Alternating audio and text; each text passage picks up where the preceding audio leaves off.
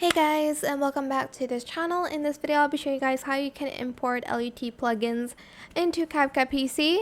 So download LUTs. You can find a lot of them on any website. Basically just type in free LUTs and you'll be able to find a bunch.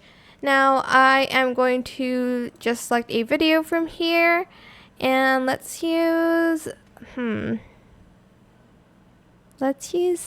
which video should I use? Let's use this one. Actually, let's use this. Okay, so basically, you're going to download it, right? Then you're going to go to Adjustments, LUTs, Import, and then go to the folder or the file. It is a cube file and select it. Then you can either drag and drop it like this on top of your videos. I don't know why it's... Okay, there we go. It finally loaded. Or you can go here in Adjustments and then select the LUT from here. And you can also adjust the intensity of your LUT. You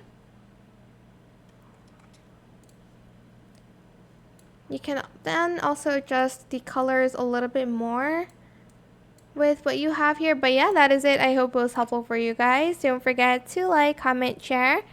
And also subscribe to this channel if you haven't done that already. If you have any more questions about this video, just leave it in the comment section down below.